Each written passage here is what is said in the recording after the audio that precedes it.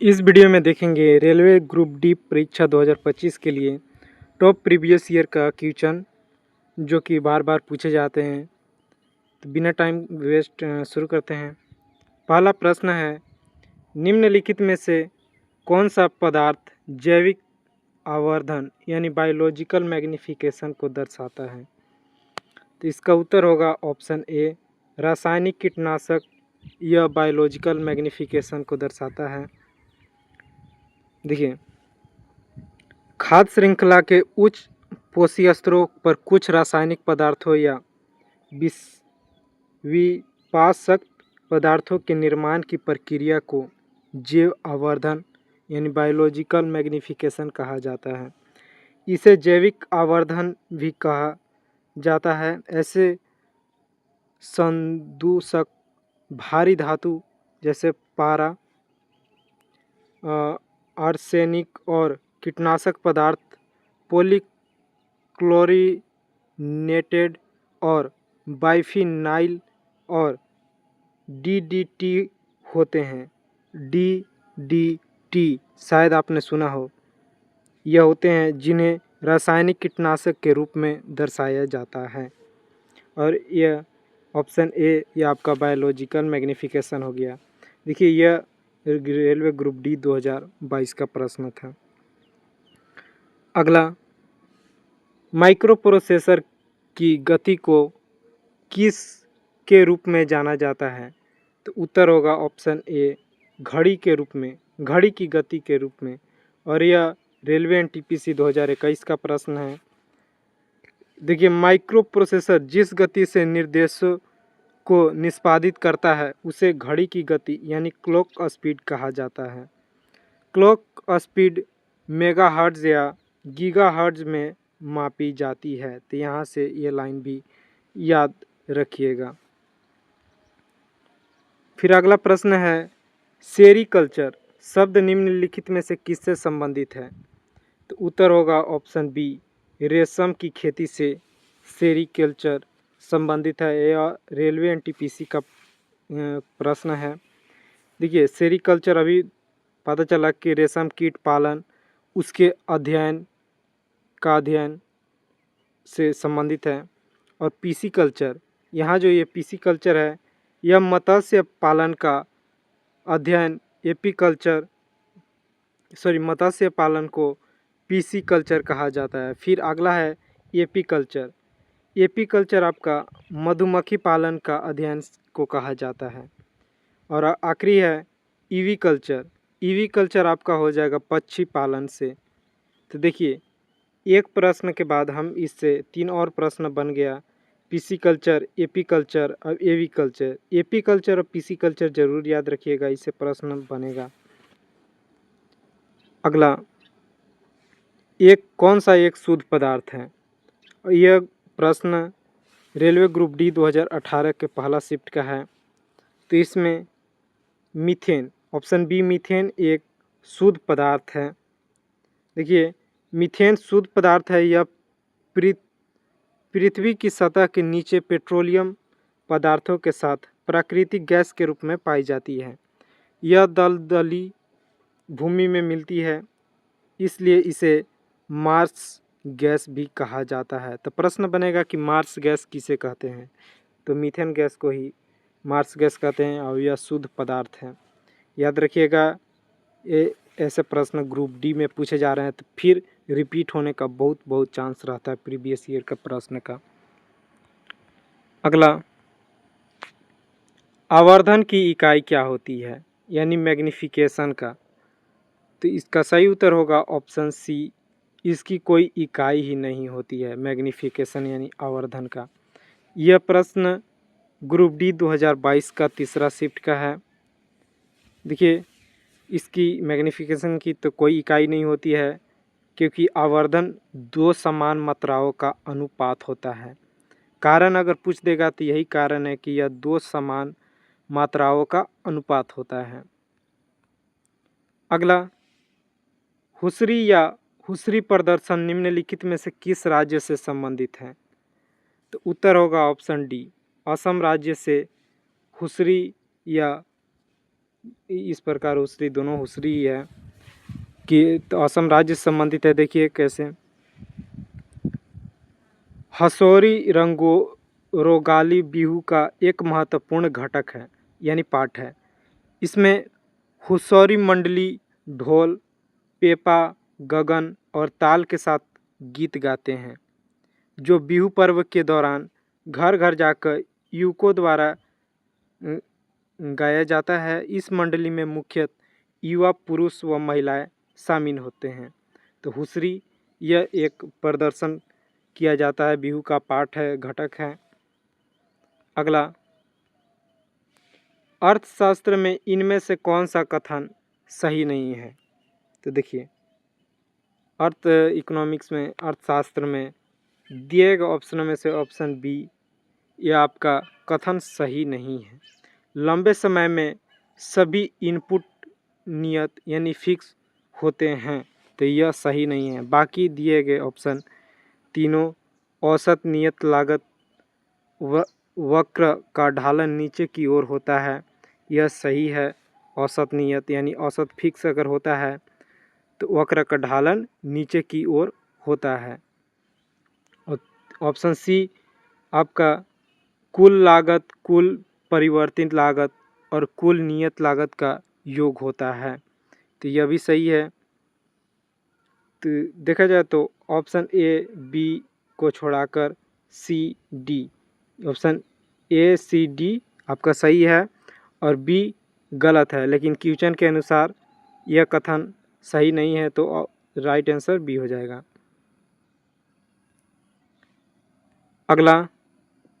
अगला है निम्नलिखित में से विकल्पों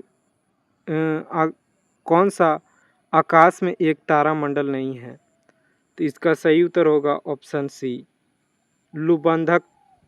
लुबधक एक आकाश में एक तारामंडल नहीं है। बाकी सप्तऋषि आपने सुने होंगे, श्रमशिष्टा शायद नहीं सुने हो, तो यह भी तारामंडल है। और कल पुरुष यह भी सुने होंगे। ये तीनों तारा हैं, बाकी यह लुबधक तारा नहीं है, तारामंडल नहीं है। देखिए लुबधक जिसको साइरस भी कहा जाता है, यह तारामंडल नहीं बल्कि ये आकाश में स्थित सबसे चमकीला तारा है जो ओरियन तारामंडल के निकट दिखाई देता है। याद रखिएगा, यह सबसे चमकीला तारा है। तारों के विभिन्न समूह द्वारा बनाई गई विविध आकृतियों को तारामंडल कहा जाता है। तो तारामंडल और तारा में समझ गए, तारा केवल एक सिंगल हो गया, जो वह एक ही हो गया जो चमकता है। और सबसे चमकीला जो आपका साइरस हो गया, हिंदी में लुबधक। और सभी ढेरे ज़्यादातर तारों का समूह मिलकर जो विविध आकृति बनाते हैं उसे तारामंडल कहते हैं। जैसे अस्मेजर, सप्तऋषि, ओरियन, कैसियोपिया जिसको शर्मशिष्टा कहा जाता है। अगला प्रश्न है, भारतीय संविधान की संघीय व्यवस्था के संबंध में इनमें से कौन सी विशेषता सही है? तो विशेषता दिया गया है तो वैध संविधान ऑप्शन बी आपका सही उत्तर हो जाएगा। और निम्नलिखित में सदन के निम्न सदन में राज्यों का समान प्रतिनिधित्व, तो यह गलत है। और ऑप्शन सी संसद के उच्च सदन में सभी राज्यों का समान प्रतिनिधित्व, यह भी गलत है। दोहरी नागरिकता, यह भी गलत है, केवल एक ही नागरिकता हो सकती है। यह संघीय व्यवस्था के संबंध में विशेषता सही, केवल द्वैध शासन सही है भारतीय संविधान की संघीय व्यवस्था। अब यह प्रश्न रेलवे ग्रुप डी 2022 का है। देखिए उससे संबंधित भारतीय संविधान की संघीय व्यवस्था की विशेषताएं कुछ इस प्रकार है। जैसे पहला, संविधान की सर्वोच्चता यानी सबसे आगे संविधान को रखना। और संविधान द्वारा केंद्रीय सरकार और इकाइयों की सरकारों का विभाजन। और तीसरा पॉइंट, निम्नलिखित एवं कठोर संविधान है। और चौथा, स्वतंत्र उच्चतम न्यायालय है। और पांचवा है द्विसदनीय व्यवस्थापिक है। और छठा है दोहरी शासन प्रणाली इत्यादि। देखिए दोहरी शासन है, दोहरी नागरिकता यहाँ पे, तो कंफ्यूज नहीं होइएगा। अगला है कौन से 1945 में यूएन को लीग ऑफ नेशंस उत्तराधिकारी के रूप में स्थापित किया गया था? तो उत्तर होगा ऑप्शन सी। द्वितीय विश्व युद्ध के तुरंत बाद 1945 में यूएन को लीग ऑफ नेशन उत्तराधिकारी स्थापित किया गया था। और यह एनटीपीसी 2021 का प्रश्न है। देखिए लीग ऑफ नेशन की स्थापना प्रथम विश्व युद्ध फर्स्ट वर्ल्ड वार जो कि 1914 से 1918 तक चला था, याद रखिएगा फर्स्ट वर्ल्ड वार डेट प्रश्न बनता है, दूसरा आप कमेंट में बताइएगा। 1918 के बाद वर्ष 1919 में वर्साय की संधि के तहत की गई थी। इसका मुख्य उद्देश्य अंतर्राष्ट्रीय सहयोग को बढ़ावा देना व शांति और सुरक्षा प्रदान करना था, परंतु यह अपने उद्देश्य में विफल रहा और द्वितीय विश्व युद्ध के तुरंत बाद 1945 में वैश्विक शांति और सुरक्षा के लिए संयुक्त राष्ट्र संघ की स्थापना की गई। अगला प्रश्न है कि पुर्तगालियों द्वारा गोवा पर कब्जा कब किया गया था? तो आपका सही उत्तर होगा ऑप्शन सी। 510 एडी में पुर्तगालियों द्वारा गोवा पर कब्जा किया गया था।